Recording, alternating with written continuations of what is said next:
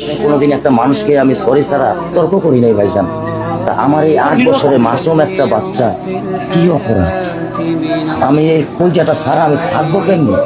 আমার এই বাচ্চাটা আমি ঘরে ঢোকার আগে ফ্রিজের মধ্যে আমার জন্য শরবত বানায় রাখে। আমার বড় মেয়ে না, আমার ছোট মেয়ে 8 বছরের মেয়ে। বাবার সঙ্গে ছবি এখানে লাগাই রাখছে, বাবা তুমি আমাকে নিয়ে যাবা। আমি বলছি, আল্লাহ বাবা তুমি আল্লাহর কাছে যাও, আমার জন্য আমার নিয়ে যাওয়ার ক্ষমতা নাই। আমার মেয়ে আল্লাহর কাছে চলে গেছে, আমার মেয়ে আল্লাহর কাছে চলে গেছে। আমার মাসুম এই বাচ্চাটা কি অপরাধ করছে নির্মম ভাবে আমার বাচ্চাটাকে হত্যা করলো? কি আমার ক্ষতি, কি আমার অন্যায়, কি আমার দোষ? আমি একটু জানতে চাই আপনাদের কাছে। আমার যদি কোনো দোষ থাকে, আমার কোনো যদি অন্যায় থাকে, প্রকাশ্যে আপনারা আমার ফাঁসি দিয়ে দেন। আমি এই বাচ্চাটার ছাড়া আমি থাকবো কেমনে? আমি কেমনি আমার এই কইজা টুকরা ছাড়া আমি থাকবো?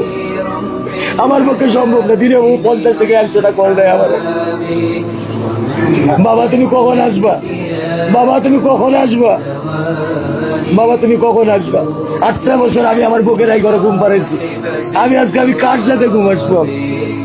আমি কি দিয়ে মনে সান্ত্বনা দিব? আমার অপরাধ সবটি মোল্লা হন ঘুমটা মাইরা বইছে, রাইতে রাইতে বান্ডেল খাইতেছে, তো ইচ্ছা মতো জমাইতেছে। শান্ত সময় কিন্তু আইতাছে, সময় কিন্তু আইতাছে বাতিজা। হক কথা কও না। ইসলাম দ্বারা যেমনে মন চামনে ব্যবহার করবা। ইসলামকে তোমরা লিজ আনছো। ইসলাম হলো একটা ইসলাম, এটা ইয়াজিদি ইসলাম না, এটা হুসাইনি ইসলাম। কথা বলেন ঠিক না?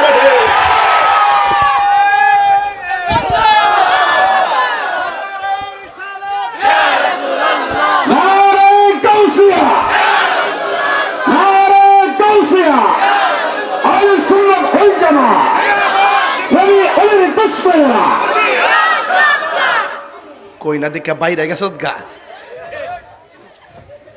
ঠেলা দিলে লইতারতে না, ঠিক কিনা? আজকেও আমাকে ফোন করেছেন ফান্দাক দরবারের শাহজাদা, আমার অত্যন্ত মানে সুন্নিয়তের রণাঙ্গনে বীর মুজাহিদ আবু বকর ভাই আমার ফোন দিয়েছিলেন। কয়েকদিন আগে আমার শ্রদ্ধেয় বড় ভাই আলহাফেজ ওলিউল্লাহ আশিকি হুজুরের সঙ্গে কথা হয়েছে, মুফতি গোলাম কিবরিয়া সাহেবের সাথে কথা হয়েছে। মানে যারা হজে গেছেন ওখান থেকে আমি দোয়া নেওয়ার সুযোগ পাচ্ছি একের পর এক। কালকে একজন ফোন দিয়েছেন আহলে সুন্নাত ওয়াল জামাতের যুগ্ম সাংগঠনিক সচিব মঈনুদ্দিন সাহেব। তিনি বলছেন আপনার জন্য, আপনার ছেলে মেয়ের জন্য, পরিবারের সবার জন্য খানে কাবা বুকে নিয়ে দোয়া করছি। আমার মনে হয় যারা ওখানে যায় সবাই দেশবাসীর জন্য দোয়া করে, বুঝছেন? আল্লাহ আমার বাংলাদেশকে হেফাজত করো, আল্লাহ আমার সহপাঠীদেরকে হেফাজত করো। এইভাবে তারা প্রতিনিয়ত দোয়া করতেছে আর আল্লাহকে ডাকতেছে, লাব্বাইক আল্লাহুম্মা লাব্বাইক, লাব্বাইক লা শারীকা লাক লাব্বাইক, ইন্নাল হামদা ওয়ান নি'মাতা লাক ওয়াল মুলক লা শারীকা লাক, বলে বলে এইভাবে তাওয়াফ করতেছে। সুবহানাল্লাহ বলতেন না?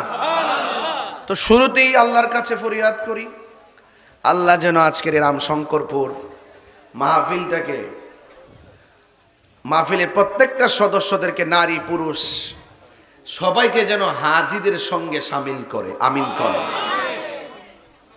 আমার ভাইয়েরা আপনারা একটু এদিকে চাটি বিছাই দেন না, মাটির মধ্যে কি বসতে পারবে? ওই যে অনেক লোক পিছনে দাঁড়িয়ে আছে, সাইডে দাঁড়িয়ে আছে, একটু বসার জায়গা করে দেন। আমার ভাইয়েরা আপনারা একটু চেপে চেপে বসুন বা জায়গা করে দেন, জায়গা করে দিলে ভালো হবে। এই জায়গাটাতে ওরা বসলে দেখতে সুন্দর দেখা যাবে।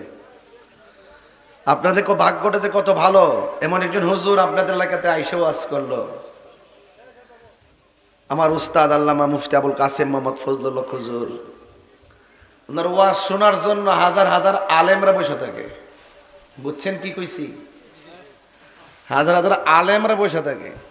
আমরা তো সুরের পাগল, একটু রং রং করতে ফলে মনে হচ্ছে এই নিয়ে খুব বালা হুজুর না। আমাদের হাসতে হাসতে আলেম ওলামাদের আমাদের মাথার তাস, কথা কন ঠিক না বেঠিক? এই জন্য আলেমদেরকে মর্যাদা সর্বোচ্চ করতে হবে। আমি তো এখন টার্গেট করছি ভিন্ন 2টা জায়গা আমার টার্গেট আছে। একটা হইল এই ওয়াজ মাহফিলটাকে সাজাইতে হবে। কোন প্রক্রিয়ায় এই ওয়াজ মাহফিলটা চলবে এটা আহলে সুন্নাত ওয়াল জামাতের পক্ষ থেকে ফতোয়া বোর্ডের মাধ্যমে দায়িত্বহীনভাবে সাজাইতে হবে। যোগ্যতার ভিত্তিতে এই চেয়ারে বসে কথা বলতে হবে, এবং বসে ইচ্ছা করলে যা মন চা তা বলা যাবে না। এতে আমাদের সুন্নিয়তের বদনাম হয়। কথা বলেন ঠিক না বেটি? আরে বেটা, আমরা যখন জিকির আজকার করছি তখন তো আমরা কামেল pass, first class, all first class. অনেকে বলে যে হুজুর জিকির করে। আরে বেটা, যে জিকির, যে ওয়াজ ভৈরবের জমিন হাকিকতের ওয়াজ করছি, কামেল পাস 14টা বইয়া থাকলো কইছে তাহিরি ওয়াজ কইরা গেছে। খালি 10 মিনিট জিকির নিয়ে বিবেচনা করে নাই। এদের যোগ্যতা অর্জন করে চেয়ারে বসে ওয়াজ করবা।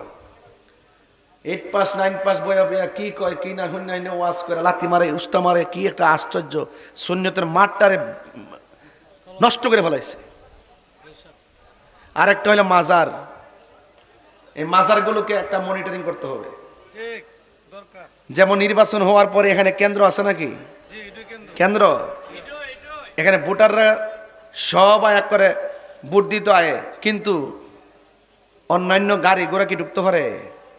একটা লাইন দিয়া দেয় না আলাদা পাবলিকের লাগে, যে এত গজ পর্যন্ত দূরে থাকবেন, সীমানা দেনি। হয়তো কথা কোন আমি যে নতুন আইসি না বেড়া বড়ি বেড়াতে বোঝান লাগে, বেড়া করে বেড়াও বল দেনিও। আমার কথা হইলো ওলি আল্লাহর মাজারও এইভাবে একটা সীমানা দিতে হইব।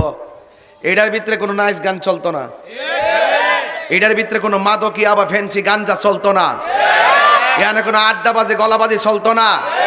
এটা জিয়ারতের জায়গা, এটার বাইরে যাইয়া করো। এতটুকু সীমানার বাইরে যদি করে, এটার দায় মাজার কমিটি নিবে না, সুন্নি জামাতও নিবে না। কথা ঠিক আছে না আমার? এটা আমার টার্গেট আছে, এটা আমার টার্গেট। আপনার পছন্দ হলে কয় নামের আছে। প্রতিবাদ করলে আমরাই মাঠে করি, আর চিন্তা ভাবনা করলে মাথাতে আমরাই করি। এখন যে কথা কইছে এগুলো আপনারা একটু অ্যালার্ট থাকবেন। আমার কথা পরিষ্কার, আমার কথা বেজাল না। যেহেতু আমি আহলে সুন্নাত ওয়াল জামাতের সাংগঠনিক সচিব, আমার একটা দায়িত্ব এখন ছোট না, এটা অনেক বড়। মানুষটা ছোট হইতে পারে, দায়িত্বটা অনেক বড়। এই যে এই মাসের ভিতরে আমি চট্টগ্রাম উত্তর, দক্ষিণ, মহানগর, খাগড়াছড়ি, পার্বত্য চট্টগ্রাম, ওই দিক দিয়ে পাবনা, সিরাজগঞ্জ, রাঙ্গামাটি, এই যে রংপুর, এই দিক দিয়ে সিলেট বিভাগ, ময়মনসিংহ বিভাগ, সাধারণ সভাগুলো আস্তে আস্তে করতেছি। আহ্বায়ক কমিটি হয়েছে। এই আগামী ঈদের পর থেকে দেখবেন কাউন্সিল শুরু হয়ে যাব। যখন কাউন্সিল শুরু হয়ে যাব, তখন আগামী তাইবে মিলাদুন নবী সাল্লাল্লাহু আলাইহি ওয়াসাল্লাম, তখন সব কমিটি সবাইকে নিয়ে লক্ষ লক্ষ মানুষ যাইতে হবে সরোয়ার্দী উদ্যানে। কারা কারা রাজি? রাজি আসেনি বলে মানে রাজি আসেনি ইনশাল্লাহ। বাস।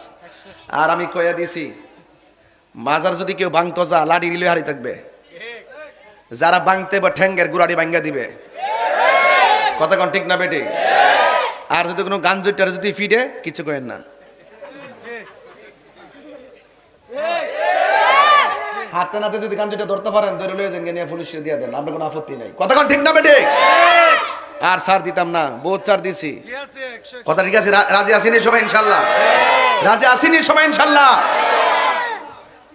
এদিকে ওইদিকে তাহির হুজুর বালানা 22 বছর কাটা লেছি না ওয়াজ করে বৈরবে, 17 বছর তো এমনি গেছে গা। কথা কেন ঠিক নি? এই পর্যন্ত কইতে পারবেন যে জানি না সত্য গোপন করছি কিতা? আপনার মনে কষ্ট দিছি? বহুত ষড়যন্ত্র হইছে, কিছু করতেছে, সত্যের মৃত্যু কথা একটাই বাজান। ফাউডারদের কয়ে দিয়া যায়, সুন্নির আর 2 থাকলে চলতো না, এবার 1 হইতেইব। সাজানো দেশটার ভিতরে দেশদ্রোহী আর ধর্মদ্রোহী, দেশদ্রোহী আর ধর্মদ্রোহীর হাতে দেশ গেছে। সারা জীবন গেছে খেলাফত খেলাফত খেলাফত, বেচতে টিকিট মিকেট বেচা, ওন সংসদে যায় আর খেলাফতের কথা কেউ কয় না। তাহলে তো বোঝা গেল সারা জীবন চিল্লাইছে একমাত্র ক্ষমতার লাগিয়া। কথা কন ঠিক না বেড়ে? সবটি মূল্যহন ঘুমটা মাইরা বইছে, রাইতে রাইতে বান্ডেল খাইতেছে, তো ইচ্ছা মতো জমাইতেছে। সান্দ সময় কিন্তু আইতাছে, সময় কিন্তু আইতাছে বাতিজা। হক কথা কও না। ইসলাম দ্বারা যেমনে মন চান ব্যবহার করবা।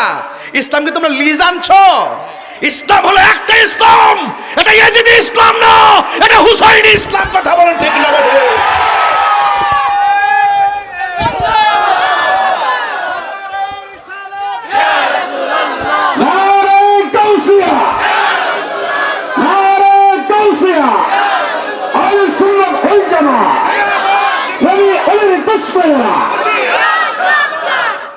কই না দেখা বাইরে গেছ গা, ঠেলা দিলে লইতারতে না। রাগ করলা?